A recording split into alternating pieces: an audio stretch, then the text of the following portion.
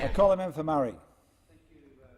Thank you, Acting Speaker, and it is a great opportunity to be able to stand up and talk in relation to infrastructure spending from this government, and certainly to compare it against our political opponents. I spent a short time in Western Australia, and it is interesting now, with an election looming, all of a sudden the Labor Party have got themselves all excited, and all the West Australians that you never hear from are finally taken to their feet to make a bit of a statement. It's great to see all of them.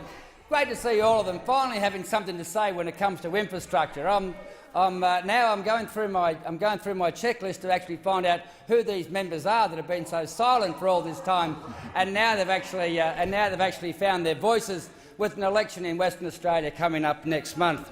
Well, they talk about the previous speakers have been talking about this $1.2 billion project in the West that in somehow or other is a little bit incomplete. Well, where I come from in Victoria, we have a Labor Premier down there, and he actually spent $1.1 billion to do nothing. He had a program on the books, and I'm sure the Shadow Minister would be aware of this project, that his good mate Daniel Andrews actually spent $1.1 billion of taxpayers' money in Victoria to actually scrap a road that Infrastructure Australia and Infrastructure Victoria have now identified as an essential part of the infrastructure and the needs of the Melbourne network. It has to be built by a future government, but Mr Albanese's friend Daniel Andrews has actually spent $1.1 billion of Victorian money not to build a road at all. So Victoria's share, it's interesting again, so Victoria's share, I'm not quite sure what that shout-out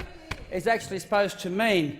However, it's also interesting to hear how someone would say that Victoria isn't getting a fair share out of the federal funds because they have 24% of the Australian population. Well, it's interesting when you get into Victoria and you see the spend between the Melbourne and the regional Victoria, where 24% of Victorians actually live in the regions, and yet when they have a big windfall, they're prepared to spend 3% of their money in regional Victoria. So we have a Labor Party in Victoria that gets a windfall by selling the Port of Melbourne for $8 billion, and out of that $8 billion, they're prepared to spend 97% of it in Melbourne, and they'll spend 3% in regional Victoria.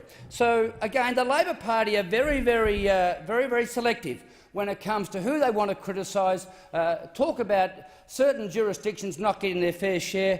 What I can see here is a government that is truly committed to an infrastructure spend from 2013-14 right through to the end of the decade in 2019-20. It is a $50 billion spend.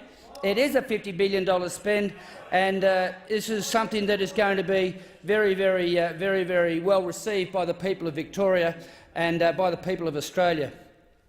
The project in relation to widening the Tullamarine Freeway, apart from, again, the Labor Party absolutely botching the arrangement with the contractors. However, we've got what we've got, but again, we are putting 80% of that money forward from the Commonwealth. The M80 Ring Road is going to be a $500 million contribution from the Commonwealth, and also the Monash Freeway. It's going to be 50% of that project as well, so that's another $500 million to try and free up that freeway as well. The Murray Basin Freight Rail Project, which has been a long-awaited project from Mildura to standardise that line right down so that the freight can either get to Portland or it can get to Geelong or into Melbourne.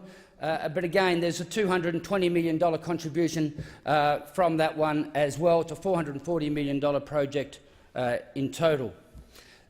This is just simply a very sharp list around Victoria where these projects are being funded by this government, and they are making a huge difference. In my electorate alone, for once over 45 years, we've finally got the funding for the Echuca-Moama Bridge. And Minister Chester has been there to announce that project. It's $97 million from the Commonwealth. We've got $20 million going into roundabouts to make the arterial roads around Shepparton safer.